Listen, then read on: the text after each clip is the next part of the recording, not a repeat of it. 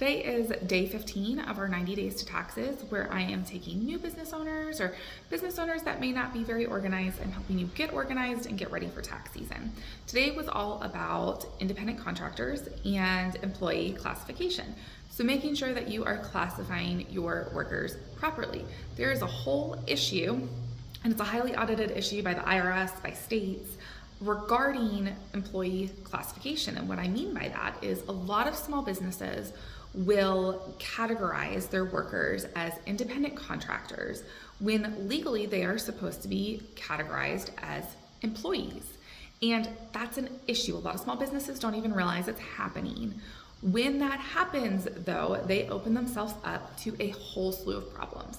So if you have misclassified an employee and you've classified them as an independent contractor instead, the IRS and or the state can step in and they can say, no, this is actually an employee. At that point in time, you end up having to pay back employment taxes, so you get assessed employment taxes.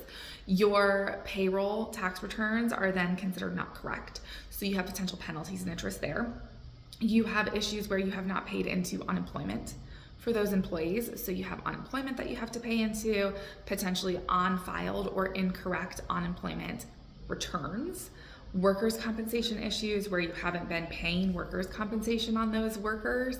There's a whole slew of issues that can occur, and they can be really significant. And a lot of small business owners don't realize that they're not compliant.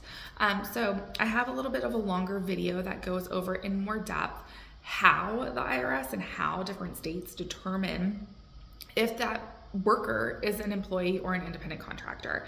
And they look at a couple of different things, such as how much control does that business have over that worker's work? Do they provide the tools? What about the finances?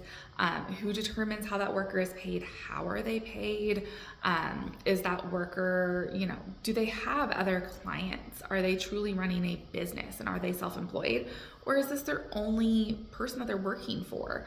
And there's a bunch of different factors that go into it. The IRS has a nice form that I like to show clients that I go over in the extended version of the video, and that's linked here.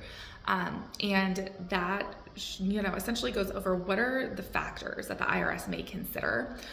States are also going to consider similar factors, but states are oftentimes even stricter than the IRS. States often will have specific industry-specific regulations.